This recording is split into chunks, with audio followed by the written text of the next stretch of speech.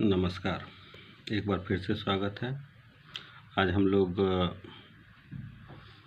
Chapter number 2 polynomials को शुरू करते हैं एक नए चैप्टर के साथ। तो पॉलिनोमियल्स में हम लोग इसके ज़ीरोज़ को, पॉलिनोमियल्स के कोफिशिएंट और ज़ीरोज़ के रिलेशंस को,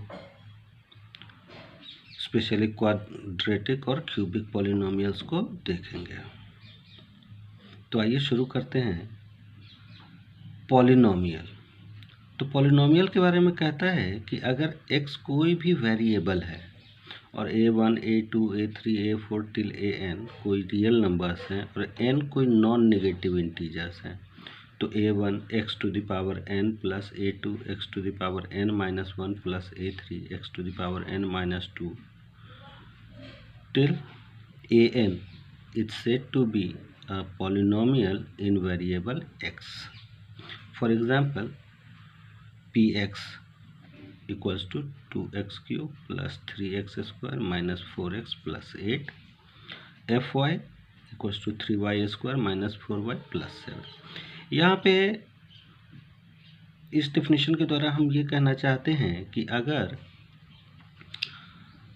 कोई भी पॉलिनोमियल x में वेरिएबल है या y में वेरिएबल है तो उसको हम लोग px, qx, py, fy, gy इस हिसाब से हम लोग दिखाते हैं।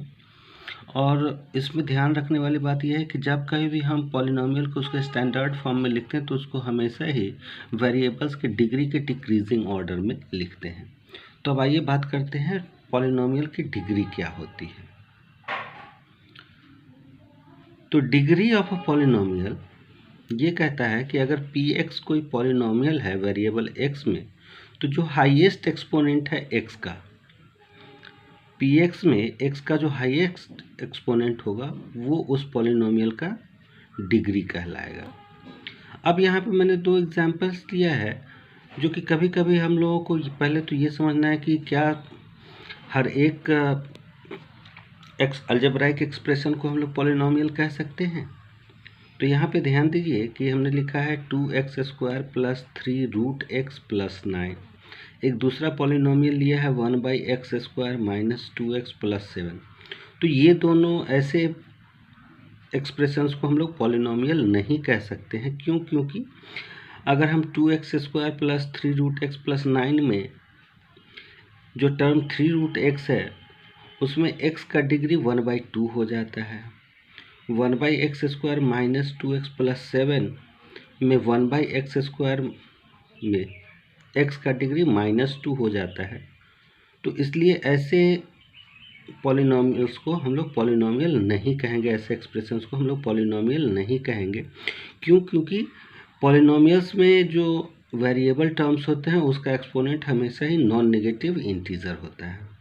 इसीलिए यहाँ पे हम कह सकते हैं कि exponent of a variable in the terms of the polynomial should always be a non-negative integer। इसके लिए हमेशा पॉलिनोमियल पे जब कभी भी हम लोग काम करेंगे तो इस चीज़ को हमेशा ध्यान में रखेंगे कि वेरिएबल टर्म्स का जो एक्सपोनेंट होगा वो हमेशा ही नॉन नेगेटिव इंटीजर होगा। नॉन नेगेटिव इंटीजर इन कहने का मतलब हुआ कि 0, 1, 2, 3, 4, 5 आइदर पॉजिटिव इंटीजर और 0। अब हम लोग क्लासीफाई करेंगे अगर पॉलिनोमियल को उसकी डिग्री के हिसाब से। तो सबसे पहला जो पॉलिनोमियल बनता है उसको हम लोग लीनियर पॉलिनोमियल कहते हैं, यानी ऐसा पॉलिनोमियल जिसका डिग्री 1 हो। इसका standard form ax plus b होता है। क्वाड्रेटिक पॉलिनोमियल जिसका डिग्री 2 होता है, इसका स्टैंडर्ड फॉर्म हम लोग ax square plus bx plus c लिखते हैं। क्यूबिक पॉलिनोमियल जिसका डिग्री 3 होता है, ax cube plus bx square plus cx plus d। Quadratic polynomial को कहीं कहीं हम लोग क्वार्टिक पॉलिनोमियल भी कहते हैं। ax to the power 4 plus bx cube plus cx plus d, यहाँ पे इसका डिग्री 4 होता है।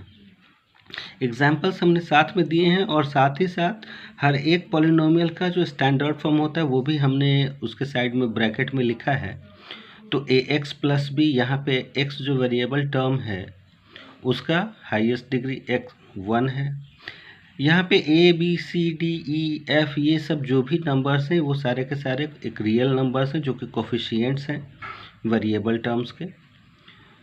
और हमेशा ही जब कभी भी हम लोग पॉलिनोमियल को यूज़ करते हैं, इसमें पॉलिनोमियल्स में अलजेब्राइक एक्सप्रेशंस को रिप्रेजेंट करते हैं, तो हमारा ये प्रयास होना चाहिए कि इसको हम लोग डिग्री के डिक्रीजिंग ऑर्डर में ही लिखें। इससे हमारा काम आसान होता है और हमें ज़्यादा विशेष परेशानी का सामना नहीं करना पड़ता है।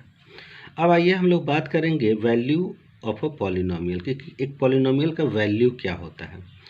तो कहता है कि अगर पी एक्स कोई पॉलिनोमियल है वेरिएबल एक्स में और अल्फ़ा कोई रियल नंबर है, तो जो वैल्यू हम लोग ऑब्टेन करते हैं एक्स को अल्फ़ा के से रिप्लेस करके, तो वो वैल्यू पी एक्स का वैल्यू कहा जाता है और उसको हम लोग पी अल्फ़ा से डिनोट करते हैं। तो हम कह सकते हैं कि if P X is a polynomial in variable X and alpha be any real number, then value obtained by replacing X by alpha in px is called the value of a polynomial px at x equals to alpha and it is denoted by p alpha। अब यहाँ पे एक example से हम लोग इसको समझते हैं कि एक P x equals to 3x² minus 4x minus 12 है, जहाँ x इक्वल्स टू -2 है, तो हमको इसका वैल्यू फाइंड आउट करना है। हाँ, तो हमें दिया हुआ है P x equals to 3x² minus 4x minus 12 और x इक्वल्स टू -2।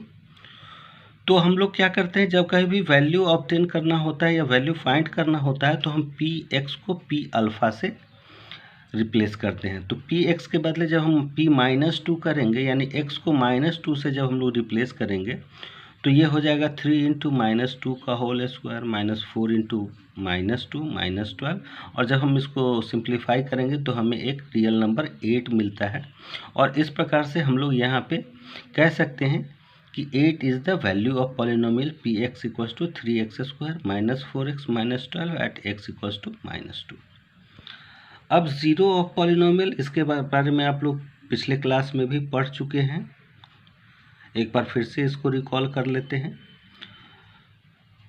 तो कहते हैं जीरो ऑफ अ पॉलिनोमियल कहता है कि अल्फ़ा अगर कोई रियल नंबर है तो उसको हम किसी भी पॉलिनोमियल पी एक्स का जीरो कह सकते हैं जब पी अल्फ़ा हमारा ज़ीरो हो जाता है।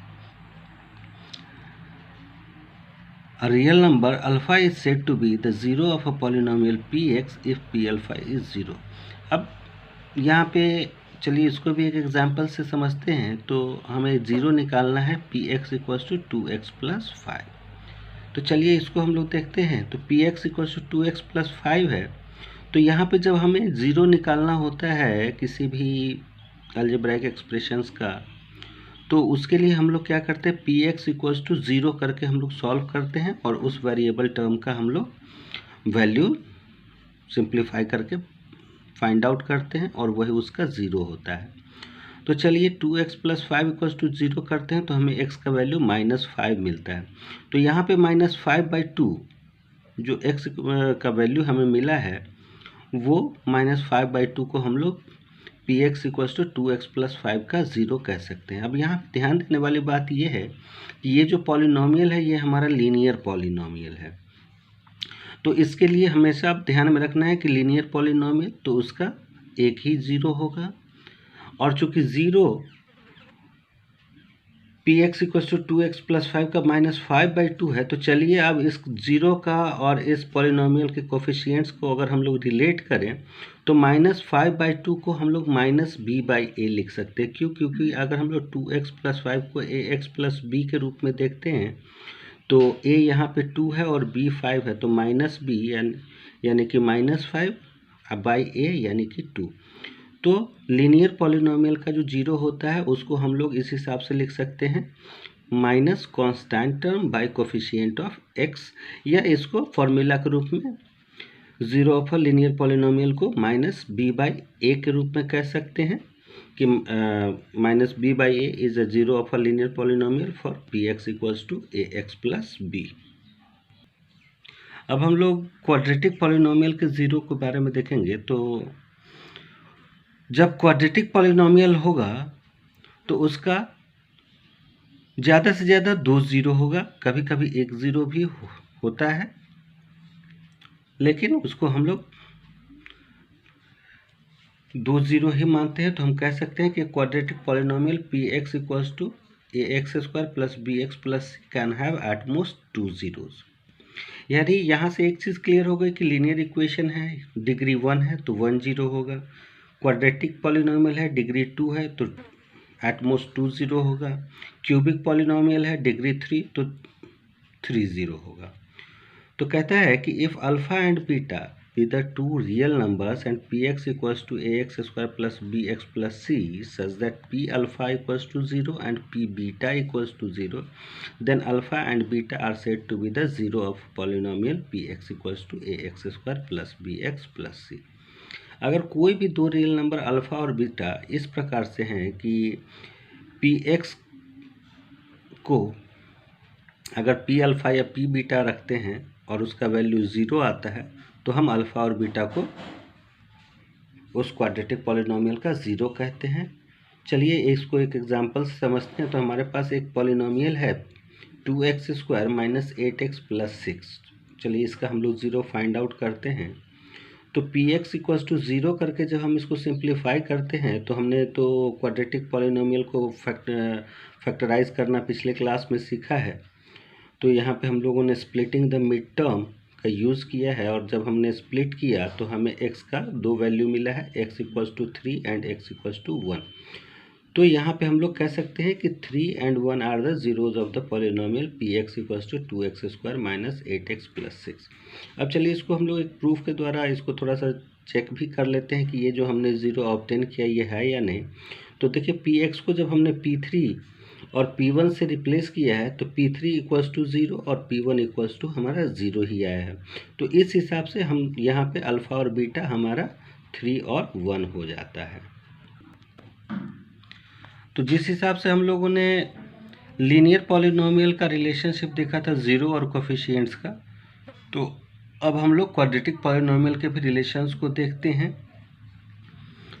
तो कहता है कि अगर अल्फ़ा बीटा 0 है polynomial P x equals to A x square plus B x plus c, तो सम ऑफ ज़ीरोज़ यानी alpha plus beta equals to minus coefficient of x term by coefficient of x square, यानी alpha plus beta equals to minus b by a and product of zeros यानी alpha into beta equals to constant term by coefficient of x square, जिसको formula के रूप में हम लोग alpha beta equals to c by a and alpha plus beta equals to minus b by ए।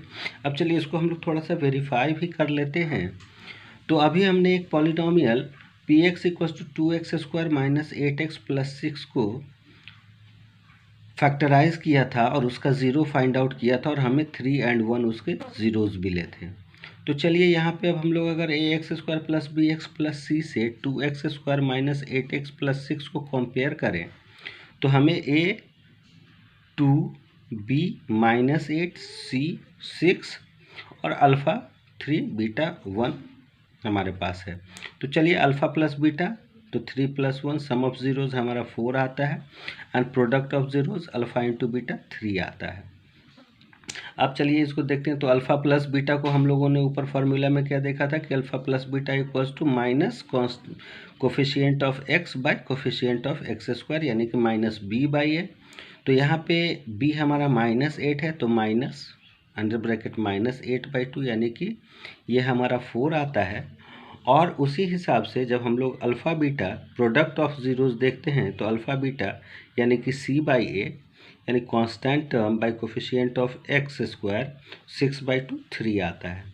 तो इस हिसाब से हमने यहाँ पे इस चीज़ को वेरीफाई कर लिया कि सम ऑफ ज़ीरोज़ और प्रोडक्ट ऑफ ज़ीरोज़ का पॉलिनोमियल के कोफिशिएंट से क्या रिलेशन हो सकता है। तो चूंकि अल्फ़ा बीटा 0 है पॉलिनोमियल का एक्स वेरिएबल में, तो अगर हमें ज़ीरो किसी भी पॉलिनोमियल का क्वाड्रेटिक पॉलिनोमियल का 0 अगर हमें पता है और हमें उससे पॉलिनोमियल अगर बनाना है तो हम पी एक्स इक्वल्स टू के into x square minus alpha plus beta into x plus alpha beta के रूप में पॉलिनोमियल को हम लोग प्राप्त कर सकते हैं।